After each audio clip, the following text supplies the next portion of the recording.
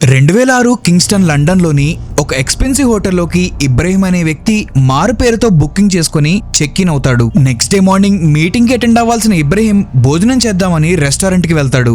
Restaurant bar counter దగ్గర కూర్చున్న ఇబ్రహీంతో ఒక అందమైన ఆవిడ మాట్లాడడం మొదలు పెడుతుంది. ఇబ్రహీం ఆవిడ మాట్లాడే విధానం చూసి అతని మీద ఎంతో ఇంట్రెస్ట్ చూపిస్తున్నట్టు అనిపించింది. తను ఎంతో హ్యాపీగా కూడా ఫీల్ అయ్యాడు. కానీ ఇబ్రహీం ఆమెతో మాట్లాడుతున్న సమయంలో అతని హోటల్ రూమ్లోకి కొందరి గుర్తు తెలియని వ్యక్తులు అతని హోటల్ లాక్ ని హ్యాక్ చేసి అతని రూమ్లోకి ఎంటర్ అయ్యారు. అండ్ వాళ్ళ టార్గెట్ ఇబ్రహీం రూమ్ లో ఉన్న వస్తువుని సెర్చ్ చేసి యూస్ఫుల్ ఇన్ఫర్మేషన్ కలెక్ట్ చేయడం. రూమ్లోకి ఎంటర్ అయిన అన్నోన్ మ్యాన్ కి జాక్ పాట్ తగిలింది. ఇబ్రహీం అతని ల్యాప్టాప్ ని హోటల్ రూమ్ లోనే వదిలేశాడు. అతని ల్యాప్టాప్ లోని ఇన్ఫర్మేషన్ కోసం ట్రోజన్ హార్స్ స్పైవేర్ తో హ్యాక్ చేసి దానిలోని files, documents, photos, videos, map locations అన్ని వాళ్ళ హార్డ్ డ్రైవ్ లోకి ట్రాన్స్ఫర్ చేసుకున్నారు. ఫైల్స్ ట్రాన్స్ఫర్ అయ్యాయని తెలిసిన మరుక్షణం ఆమె ఇబ్రహీంకి తనకి అర్జెంట్ గా పని ఉందని చెప్పి వెళ్లిపోయింది. అసలు మ్యాటర్ ఏంటంటే ఇబ్రహీం ఒక మామూలు వ్యక్తి కాదు. He's the director of Syrian atomic energy commission Ibrahim Othman. And తన హోటల్లోకి ఎంటర్ అయిన వాళ్ళు అండ్ అతనితో మాట్లాడిన లేడీ ఇజ్రాయిల్ కిడాన్ యూనిట్ కి చెందిన మొసాద్ ఏజెంట్స్. ఇబ్రహీం ల్యాప్టాప్ లో ఇన్ఫర్మేషన్ చూసిన మొసాద్ ఏజెంట్స్ కి మైండ్ బ్లాక్ అయ్యే మ్యాటరే తెలిసింది. చాలా సంవత్సరాలుగా US secret agency NSA Syria and North కొరియాకి మధ్యలో మల్టిపుల్ కమ్యూనికేషన్స్ ని ఇంటర్సెప్ట్ చేసింది. అండ్ ప్రతిసారి సిగ్నల్ సిరియన్ ఎడార్లోని ఒక మారుమూల ప్రాంతం నుండి వచ్చింది. అండ్ అది యూఫ్రటీస్ నది ప్రవాహం దగ్గరలోని అల్కబీర్ అనే ప్రాంతంగా కన్ఫర్మ్ చేశారు.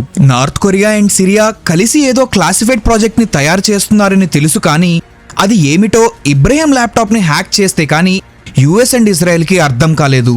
ఇందులో నార్త్ కొరియా సిరియాకి న్యూక్లియర్ బాంబుని ఎలా తయారు చేయాలో అని ప్రొవైడ్ చేసిన ఇన్ఫర్మేషన్ మొత్తం ఉంది. ఇబ్రహీం ల్యాప్టాప్ లో నార్త్ కొరియా న్యూక్లియర్ ప్లాంట్ యొక్క బ్లూ ప్రింట్ ప్లాన్స్, కావాల్సిన ఎక్విప్మెంట్ లిస్ట్, సిరియా తయారు చేస్తున్న ప్లాంట్ అనేక స్టేజెస్ లో ఉన్న వేలాది ఫోటోలు. చివరికి ఇబ్రహీం నార్త్ కొరియా న్యూక్లియర్ ఫెసిలిటీలో సైంటిస్ట్ అయిన చాన్ చోబిన్ తో కలిసి దిగిన ఫోటోలతో సహా దొరికిపోయాయి. ఫోటోస్ ని అనలైజ్ చేసిన ఇజ్రాయలీ సీక్రెట్ ఏజెన్సీ సిరియాలోని న్యూక్లియర్ ఫెసిలిటీ ఎగ్జాక్ట్ గా నార్త్ కొరియా న్యూక్లియర్ ఫెసిలిటీ లాగే ఉంది అని కన్ఫర్మ్ చేశారు.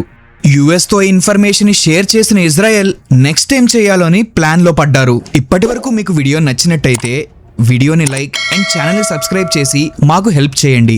Okay, back to the video. Israel ఒక్కసారి సిరియా న్యూక్లియర్ రియాక్టర్ ని కన్స్ట్రక్ట్ చేస్తుందని తెలిసిన తరువాత సిచ్యువేషన్ ఎలా కంట్రోల్ చేయాలని ప్లాన్ స్టార్ట్ చేసింది. ఇజ్రాయెల్ స్టెల్త్ జెట్స్ కి పవర్ఫుల్ కెమెరాస్ ని అటాచ్ చేసి లొకేషన్ ఫొటోస్ ని తీయడానికి పంపింది. అండ్ ఆ లొకేషన్ లో న్యూక్లియర్ ప్లాంట్ కూలింగ్ కోసం రివర్ నుండి water pumping system, chemical storage facility and supporting structures గురించి తెలిసింది.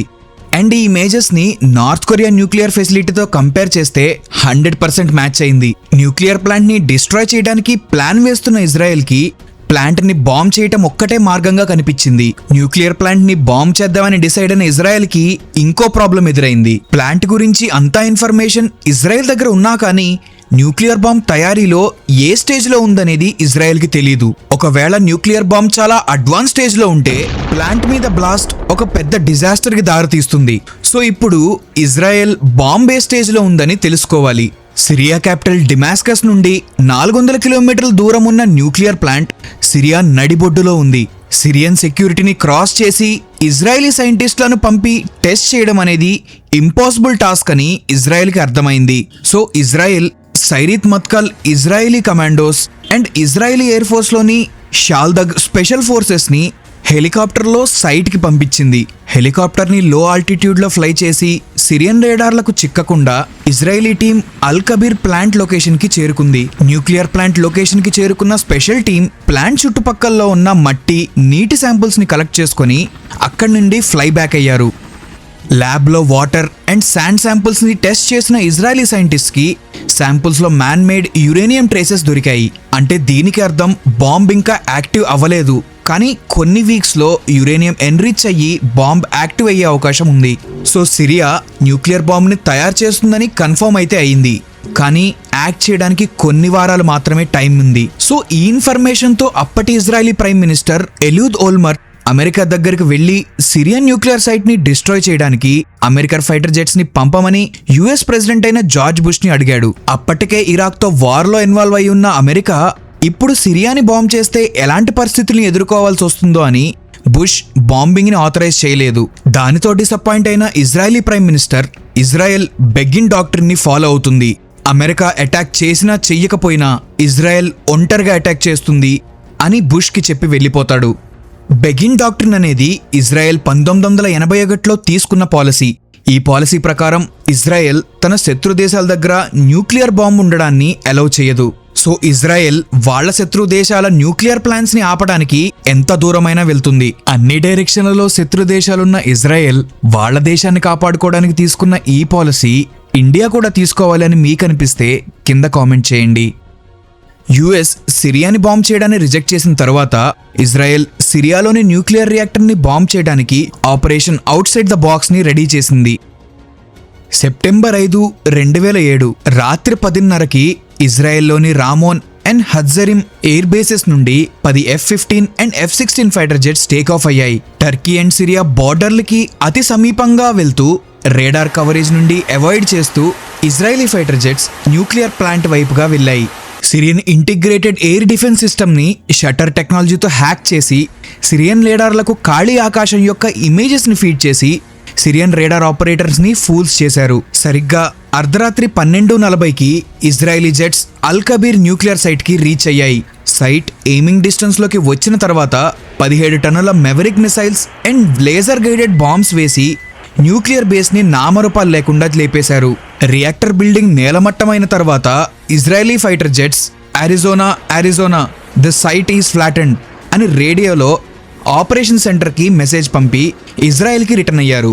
నెక్స్ట్ డే న్యూక్లియర్ ప్లాంట్స్ని బాంబ్స్తో లేపేశారన్న న్యూస్తో నిద్రలేచిన సిరియా అసలు వాళ్ళు ఎలాంటి న్యూక్లియర్ బాంబ్ని తయారు చేయడం లేదు అని చెప్పారు. కొద్ది రోజుల్లోనే న్యూక్లియర్ ప్లాంట్ లొకేషన్ని సిరియన్ గవర్నమెంట్ కాంక్రీట్తో కప్పేసి నార్మల్ బిల్డింగ్ ని కన్స్ట్రక్ట్ చేసింది. 2011లో International Atomic Energy Agency IAEA చేసిన ఇన్వెస్టిగేషన్ లో నిజంగానే సిరియా న్యూక్లియర్ ప్లాంట్ ని పెట్టడానికి ట్రై చేసిందని రిపోర్ట్ ఇచ్చింది. నిజానికి న్యూక్లియర్ ప్లాంట్ ని సిరియా కట్టడానికి ట్రై చేసినా చేయకపోయినా ఇజ్రాయెల్ ఎలాంటి ఛాన్సెస్ తీసుకోవడానికి రెడీగా ఉండదు. 1% ప్రమాదం ఉన్నా కానీ దాన్ని ఎలిమినేట్ చేయాలనే మైండ్ సెట్ తో ఇజ్రాయెల్ పనిచేస్తుంది.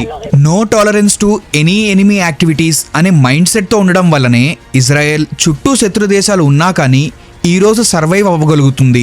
ఇజ్రాయెల్ ఒక్కసారి కమిట్ అయితే ఎనిమీస్ ఏం ప్లాన్స్ వేస్తున్నారు, ఎవరిని కలుస్తున్నారు, ఎక్కడ కలుస్తున్నారు అండ్ ఎందుకు కలుస్తున్నారు అని ప్రతి డీటెయిల్ని యూజ్ చేసుకొని పక్కా ప్లాన్ని ఎగ్జిక్యూట్ చేసి మిషన్ సక్సెస్ఫుల్ చేస్తారు. అదే ఇజ్రాయెల్ మిలిటరీ DNA. ఇలాంటి ఇంట్రెస్టింగ్ టాపిక్స్ మీద వీడియోస్ కోసం వీడియోని లైక్ అండ్ ఛానల్ని సబ్స్క్రైబ్ చేసుకోండి. మళ్ళీ ఇలాంటి ఇంట్రెస్టింగ్ వీడియోలో కలిసేంత వరకు జై హింద్.